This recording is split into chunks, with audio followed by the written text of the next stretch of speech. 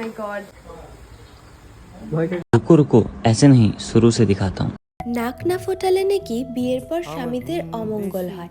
তোমরা কারা কারা এই কথাটার সাথে পরিচিত অবশ্যই আমাকে কমেন্টে জানাবে।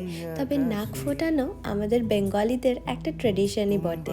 আমার পার্সোনালি নোজ পিয়ার্সিং করার একদম ইচ্ছে ছিল না, কিন্তু বাড়ির বড়দের জোরাজোরিতে ভাবলাম যে না, যাওয়াই যাক। আর যেমন ভাবা তেমন কাজ, মা আর আমি চলে যাই উইদাউট এনি প্ল্যান মুনলাইট সেলুনে নোজ পিয়ার্সিং করাতে। আর আজকের ভিডিওটার মাধ্যমে আমার নোজ পিয়ার্সিং এর পুরো এক্সপিরিয়েন্সটাই তোমাদের সাথে শেয়ার করব। আপকামিং যারা নোজ পিয়ার্সিং করতে যাচ্ছ তাদের বেশ অনেকটাই হেল্প হবে। চলে এসেছি পার্লারের ভিতরে। এখানে এসে কিছুক্ষণ ওয়েট করার পরেই ওরা আমার হাতে একটা কাচের বই টাইপের দিয়ে দেয়। ওখানে বিভিন্ন সাইজের পিয়ার্সিং পেন ছিল, ওখান থেকে তোমরা তোমাদের ইচ্ছে মতন চুজ করে নিতে পারো। ওইটা দিয়েই ওরা পিয়ার্সিং করবে। আমি তো প্রথমে ভীষণ প্যানিক করছিলাম, তাই জন্য দাদাটাকে বারবার বলছিলাম যে একটু দাঁড়াও, আমি নিজেকে কাম ডাউন করি, তারপর তুমি আমার পিয়ার্সিংটা করো। যাই হোক, নিজেকে অনেক বুঝিয়ে শান্ত হয়ে বসেছি। দাদাটাকে বললাম যে না, এবার তুমি আমার পিয়ার্সিংটা করো, আমি একটুও নড়বো না।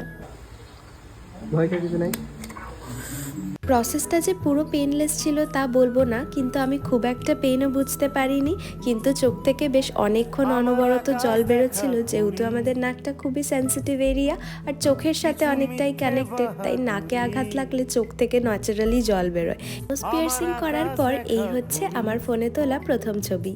পার্লার থেকে এই একটা পিয়ার্সিং ড্রপ দেওয়া হয়েছিল, যেটা আমাকে প্রত্যেক 2 ঘন্টা অন্তর লাগাতে বলে। আর এইটা হচ্ছে আমার ঠিক 7 দিন পরের ভিডিও। আমার নাকটা আস্তে আস্তে হিল হচ্ছিল, কিন্তু নাকের চারিপাশে একটা ডেড স্কিন জমেছে, যেটা খুবই স্বাভাবিক। আই থিঙ্ক ওই ড্রপটা ইউজ করা থেকেই হচ্ছে, যেহেতু নাকের চারিপাশটা একটু হিল হচ্ছিল, যেটা আমাকে পার্লার থেকে বারণ করে। আর তোমরাও যদি পিয়ার্সিং করো এটা অ্যাভয়েড করবে। মিষ্টি খাওয়া এবং জায়গাটাকে বারবার টাচ করা, এতে করে ব্যাকটেরিয়া ট্রান্সফার হয়, আর মিষ্টি খেলে জায়গাটাতে ইনফেকশন হওয়ার চান্সেসটা আরো বেশি থাকে। এই ভিডিওটা ঠিক 11 থেকে 12 দিন পর আমি আর মা চলে গেছিলাম একটা গোল্ড শপে একটা ডায়মন্ডের ছোট্ট নাকছাবি কিনতে।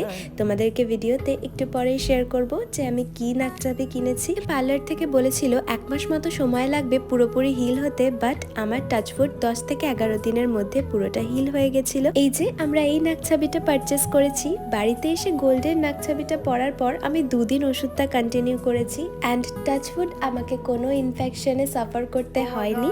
যাই হোক, এই ভিডিওটা করা আমার ঠিক 15 থেকে 16 দিন পর। কেমন লাগছে ছোট এই নাকছাবিটা পরে কমেন্টে অবশ্যই জানাবে। দেখা হচ্ছে তোমাদের সাথে অন্য কোনো একটা ভিডিওতে। Till then, by.